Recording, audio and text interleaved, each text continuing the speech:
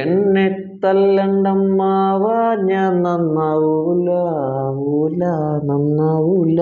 കറക്റ്റാണല്ലോ. ഇതെന്തത് രാജീവ് ചന്ദ്രശേഖരൻ്റെ പോസ്റ്റാ. കേരളത്തിലെ പ്രളയത്തിൽ നിരവധി പേർക്ക് ജീവൻ നഷ്ടപ്പെട്ടു. എപ്പോൾ? പരേതരുടെ കുടുംബങ്ങളുടെ ദുഃഖത്തിൽ പങ്കുചേരുന്നു. അപകടത്തിൽപ്പെട്ടവർ എത്രയും വേഗം സുഖം പ്രാപിക്കട്ടെ എന്ന് പ്രാർത്ഥിക്കുന്നു. ഇതൊക്കെ എപ്പോൾ സംഭവിച്ചടേ? മനസ്സിലായില്ലേ? രാജീവ് ചന്ദ്രശേഖർ ഇന്ന് ഫേസ്ബുക്കിൽ ഒരു പോസ്റ്റ് ഇട്ടു. നമ്മുടെ കേന്ദ്രമന്ത്രി, ഏഷ്യാനെറ്റിന്റെ മുതലാളി, എന്തായാലും അദ്ദേഹത്തിന്റെ പോസ്റ്റ് ചെയ്യാണെന്ന് വായിക്കാം. കേരളത്തിലെ പ്രളയത്തിൽ നിരവധി പേർക്ക് ജീവൻ നഷ്ടപ്പെട്ടു എന്നറിഞ്ഞതിൽ അതിയായ ദുഃഖമുണ്ട്. എപ്പോ? പരേതരുടെ കുടുംബാംഗങ്ങളുടെ ദുഃഖത്തിൽ പങ്കുചേരുന്നു. അപകടത്തിൽപ്പെട്ടവർ എത്രയും വേഗം സുഖം പ്രാപിക്കട്ടെ എന്ന് പ്രാർത്ഥിക്കുന്നു. ഇന്നലെ 2018 സിനിമയെങ്ങാണ്ടാണ് കണ്ടിട്ട് കിടന്നുറങ്ങിയെന്ന് തോന്നുന്നു. എന്തായാലും ടോവിനോന്റെ ചിത്രം ഇതിനൊപ്പം പങ്കുവച്ചില്ലല്ലോ. ദൈവാധീനം. അല്ലെങ്കിൽ ഈ പറഞ്ഞതുപോലെ രക്ഷാപ്രവർത്തനത്തിനിടയിൽ അന്തരിച്ച ജവാന് ആദരാഞ്ജലികൾ എന്ന് പറഞ്ഞുകൂടി ഇതിലിട്ടാണ്. എന്തായാലും ഏകദേശം 2 മണിക്കൂറോളം രാജീവ് ചന്ദ്രശേഖരന്റെ FBയിൽ ഈ പോസ്റ്റ് കിടന്നു എന്നുള്ളതാണ് ഏറെ അതിശയിപ്പിക്കുന്ന ഒരു കാര്യം. കേന്ദ്രമന്ത്രിയാണ്, കേരളത്തിൽ എന്താണ് സംഭവിക്കുന്നതെന്ന് പോലും ഇദ്ദേഹത്തിന് മനസ്സിലാകുന്നില്ല എന്നറിയുമ്പോൾ ഏറെ ദുഃഖം തോന്നിപ്പോവുകയാണ്. അങ്ങനെ ഒരു കേന്ദ്രമന്ത്രി നമുക്കുണ്ടല്ലോ എന്ന് ആലോചിക്കുമ്പോൾ എന്ത് പറയാനാണ്. ഇദ്ദേഹം NDAയുടെ സ്ഥാനാർത്ഥിയായിരുന്നു തിരുവനന്തപുരത്ത് നിന്ന് എല്ലാവർക്കും അറിയാൻ പറ്റും. എന്തായാലും തിരുവനന്തപുരത്ത് ജയിക്കാൻ ഒരു സാധ്യതയുമില്ല. അത് തിരുവനന്തപുരംകാരുടെ ഭാഗ്യം എന്ന് മാത്രമേ പറയാനുള്ളൂ.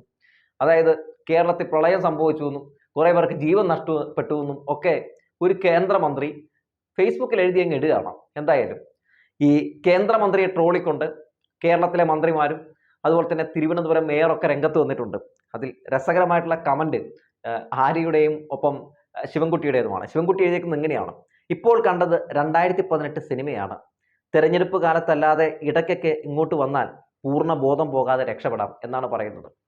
അതായത് ഈ കേന്ദ്ര സംഖ്യകളൊക്കെ എങ്ങനെയാണ് എന്നാണ് ഈ മന്ത്രി പറഞ്ഞു വെക്കുന്നത്. ഒപ്പം ഇന്നലെ കണ്ടത് 2018 സിനിമയാണെന്നും പറഞ്ഞു വെക്കുന്നുണ്ട്. ആര്യ രാജേന്ദ്രൻ എന്താ 2018 ഒരു ഏറ്റവും വളരെ ഭീതിജനകമായിട്ടുള്ള ഒരു രംഗത്തിന്റെ പീസ് കട്ട് ചെയ്തിട്ടിട്ട് കൊടുത്തിരിക്കുന്നത് ഇങ്ങനെയാണ്: ഇനിയിപ്പോ ഇതെങ്ങാനും കണ്ടിട്ടാണോ എന്തോ, ഇത് സിനിമയാണെന്ന് ആരെങ്കിലും ഒന്ന് അറിയിക്കണേ അദ്ദേഹത്തെ എന്ന് പറഞ്ഞാണ് ആര്യ ആ വെള്ളം കയറി മൊത്തം മുങ്ങിക്കിടക്കുന്ന ആ സീനിന്റെ ഒരു ചെറിയ ക്ലിപ്പ് എടുത്ത് കട്ട് ചെയ്ത് സ്ക്രീൻഷോട്ട് എടുത്ത് FBയിൽ ഇട്ടുകൊണ്ടാണ് ഇങ്ങനെ പറഞ്ഞിരിക്കുന്നത്. അല്ലാതെ പിന്നെ എന്ത് പറയാനാണ്? സത്യത്തിൽ മഴ ശക്തിയായി പെയ്തുകൊണ്ടിരിക്കുകയാണ്. ശക്തിയായിട്ട് മഴ പെയ്തപ്പോഴത്തേക്കും അണ്ണം വിചാരിച്ചു ഇവിടെ പ്രളയമാണ്, ആർക്കൊക്കെ ജീവൻ നഷ്ടപ്പെട്ടിട്ടുണ്ട്, ഈ പറയുന്നത് പോലെ വലിയ രീതിയിലുള്ള ഒരു പ്രളയത്തിൽ കേരളം മുങ്ങിപ്പോയി എന്നെങ്ങാണ്ട് ഓർത്താണ് ഈ രാജീവ് ചന്ദ്രശേഖരൻ ഇരിക്കുന്നത്. എന്നാലും ഒരു കേന്ദ്രമന്ത്രിയാണ് ഇങ്ങനെ ഒരു പോസ്റ്റ് ഇടുന്നത് എന്നുള്ളതാണ് ഏറ്റവും പ്രധാനപ്പെട്ട ഒരു കാര്യം.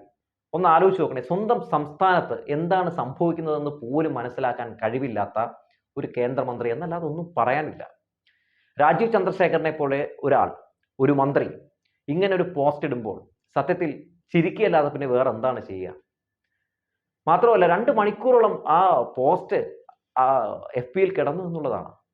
ഒരൊറ്റ BJPക്കാരോ ആരോ ഒന്നും അണ്ണാ പണി വാളി അണ്ണ എന്നൊന്നും പറഞ്ഞു കേട്ടില്ല. കിട്ടുകയാണെങ്കിൽ ഫുൾ പൊങ്കാലയങ്ങ് കേന്ദ്രമന്ത്രി രാജീവ് ചന്ദ്രശേഖരന് കിട്ടട്ടെ എന്നോർത്ത് തന്നെ അവരും മിണ്ടാതിരുന്നു. എന്തായാലും സംഘികൾക്കിടയിലും സംഘികളെ ട്രോളാനും സംഘികളെ ഇങ്ങനെ ഊഞ്ഞാലാട്ടാനും ഒക്കെ ആഗ്രഹിക്കുന്ന സംഘികൾ കൂടി ഇവരുടെ ഇടയിൽ ഉണ്ടെന്നുള്ള കാര്യം മനസ്സിലായിട്ടോ. പിന്നീട് ഏകദേശം ഈ മന്ത്രിയും മേയറും ഒക്കെ ഈ പോസ്റ്റിട്ട ശേഷവും മാധ്യമങ്ങളിൽ വാർത്തയായ ശേഷവും കണ്ടാണ് അണ്ണന് കാര്യം മനസ്സിലാവുന്നത്. ഇവിടെ ഒരു പ്രളയവും സംഭവിച്ചിട്ടില്ല, ആർക്കും ജീവനം നഷ്ടപ്പെട്ടില്ല. എന്നാലും ഇങ്ങനെ പോസ്റ്റ് ഇടാനായിട്ട് ഈ രാജീവ് ചന്ദ്രശേഖരനെ തെറ്റിദ്ധരിപ്പിച്ച് ആരായിരിക്കും? ആരോ ആയിക്കൊള്ളട്ടെ. എന്തായാലും ഇത് ഞാൻ കൂടെ ഉണ്ട് എന്ന് കാണിക്കാൻ വേണ്ടി അണ്ണൻ ഇട്ടതാണ്. ഇപ്പോൾ ഏകദേശം ഈ ജനങ്ങളോട് കാണിക്കുന്നത് മുഴുവൻ ഉടായ്പാണെന്ന് ജനങ്ങൾക്ക് നന്നായിട്ട് മനസ്സിലായിട്ടുണ്ട്. ഇതിൻ്റെ പഴയ പഴഞ്ചൊല്ല് പറയുമല്ലോ, വെളുക്കാൻ തേച്ചത് പാണ്ടായി. രാജീവ് ചന്ദ്രശേഖരന് സംഭവിച്ചിരിക്കുന്നത് ഇത് തന്നെയാണ്. ഏഷ്യാനെറ്റ് ഇത് വാർത്തയാക്കിയിട്ടില്ലെന്ന് തോന്നുന്നു. വാർത്തയാക്കിയിട്ടുണ്ടെങ്കിൽ ഇപ്പോൾ ഉള്ള സ്റ്റാഫുകളെ കൂടി അങ്ങ് പറഞ്ഞു വിടും. അതുകൊണ്ട് ഒന്നും കണ്ടില്ല എന്ന മട്ടിൽ ഇങ്ങനെ കണ്ണടച്ചിരുന്നാൽ മതി, അതായിരിക്കും ഏറ്റവും ബെസ്റ്റ്. പിന്നെ പറ്റുകയാണെങ്കിൽ അത് വേറെ ആരോ ഹാക്ക് ചെയ്തിട്ട് പോസ്റ്റ് ചെയ്തതാണ് എന്നുകൂടി അങ്ങ് തട്ടിവിട്ടോ. ഏഷ്യാനെറ്റ് എക്സ്ക്ലൂസീവ് ന്യൂസ് എന്ന് പറഞ്ഞു കൊടുത്താൽ ഗംഭീരമായിരിക്കും. എന്നാലും അംബാനെ സൂക്ഷിക്കേണ്ട, അംബാനെ ഇങ്ങനെയൊക്കെ പോസ്റ്റ് ഇടുമ്പോൾ. ഇത് കേരളം എന്നറിയില്ല അംബാന്. എന്തായാലും അണ്ണനും സംഖ്യയായതുകൊണ്ട് കുഴപ്പമൊന്നുമില്ല, വേറെ ഒന്നും കൊണ്ടല്ല. ഇങ്ങനെയുള്ള പോസ്റ്റ് ഇടുമ്പോൾ അതറിയാതെ സംഭവിച്ചാണെന്ന് എന്തായാലും ആരും വിചാരിക്കുക പോലുമില്ല. എന്നാലും ഒരു കേന്ദ്രമന്ത്രി എന്ന നിലയിൽ ഇങ്ങനെയൊക്കെ ഒരു പോസ്റ്റ് ഇടുമ്പോൾ ഇച്ചിരിയൊക്കെ ആലോചിച്ച ശേഷം അന്വേഷിച്ച ശേഷം ഇടുന്നതാണ് കുറച്ചുകൂടി നല്ലത് എന്നാണ് എനിക്ക് പറയാനുള്ളത് കേട്ടോ. ഈ കേന്ദ്രമന്ത്രിയാണ് തിരുവനന്തപുരത്ത് വന്ന് എൻ ഡി എയുടെ സ്ഥാനാർത്ഥിയായിട്ട് എനിക്ക് നാട് മുഴുവനും അറിയാം, ഞാൻ നിങ്ങൾക്കൊപ്പമാണ് എന്ന് പാടി നടന്നത്. ഇപ്പോൾ എല്ലാവർക്കും മനസ്സിലായല്ലോ നമ്മുടെ കേരളത്തെ പറ്റി നല്ല ധാരണയുള്ള വ്യക്തിയാണ് ഈ ശതകോടീശ്വരനായ, ഈ വേദനിക്കുന്ന കോടീശ്വരനായ ഈ കേന്ദ്രമന്ത്രി രാജീവ് ചന്ദ്രശേഖർ എന്ന്. എന്തായാലും ഇലക്ഷൻ്റെ റിസൾട്ട് വരും മുമ്പ് തന്നെ എല്ലാവർക്കും മനസ്സിലായിട്ടുണ്ട്. ഇപ്പോൾ റിസൾട്ട് പുറത്തു വന്ന് ജൂൺ 4-ന് അണ്ണൻ പൊട്ടി മേളിൽ കയറുമ്പോൾ ഈ പറയുന്ന തിരുവനന്തപുരംകാർക്ക് വലിയ സന്തോഷം മാത്രമേ ഉണ്ടാവുള്ളൂ, വേറെ ഒന്നും കൊണ്ടല്ല, ഭാഗ്യം അത് ഞങ്ങൾക്ക് കിട്ടിയില്ലല്ലോ എന്നോർത്ത് അവർ എന്തായാലും വളരെ വലിയ സന്തോഷം പ്രകടിപ്പിക്കാൻ മാത്രമേ സാധ്യതയുള്ളൂ. രാജീവ് ചന്ദ്രശേഖരെ പോലെ ഇങ്ങനെ ചില കേന്ദ്ര മന്ത്രിമാരും ചില BJP-കാരുമുണ്ട് കേരളത്തിലൊപ്പമാണ് എന്ന് കാണിക്കാൻ. ഇങ്ങനെ ചില പോസ്റ്റുകളൊക്കെ ഇട്ട് ഇടയ്ക്ക് ഏറിക്കയറും. അങ്ങനെ ഏറിക്കയറിയ നിരവധി ആളുകളെയൊക്കെ നമുക്കറിയാൻ പറ്റും. എന്തായാലും 2018 അല്ല, ജുറാസിക് പാർക്കൊന്നും കണ്ടിട്ട് കിടന്നുറങ്ങാൻ ഞാൻ നന്നായി. കേരളത്തിൽ ഡിനോസർ ഇറങ്ങി, അതുകൊണ്ട് എല്ലാവരും വളരെ ശ്രദ്ധിക്കണം, ആരും പുറത്തിറങ്ങരുത്. ഡിനോസർ പിടിച്ച് കടിച്ച് തിന്ന ആളുകളുടെ കുടുംബത്തിനൊപ്പം അവരുടെ സങ്കടത്തിൽ പങ്കുചേരുന്നു എന്ന് പറഞ്ഞ് പോസ്റ്റ് ഇട്ട് കളഞ്ഞാൻ. എന്നാലും എൻ്റെ രാജീവ് ചന്ദ്രശേഖരൻ ഒന്നും പറയാനില്ല. ചിരി സത്യം പറഞ്ഞ് അടക്കി പിടിക്കാൻ പറ്റുന്നില്ല, വേറെ ഒന്നും കൊണ്ടല്ല.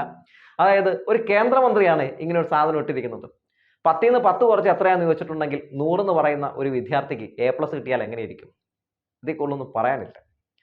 ഈ ഇതുപോലുള്ള നമ്മുടെ കേന്ദ്രമന്ത്രിമാരൊക്കെ ഇനി അവിടെ പോയിരിക്കാതിരിക്കാൻ വേണ്ടിയാണ് ഇന്ത്യ മുന്നണിയൊക്കെ അതിശക്തമായി തന്നെ ഇപ്പോൾ രംഗത്തുള്ളത്.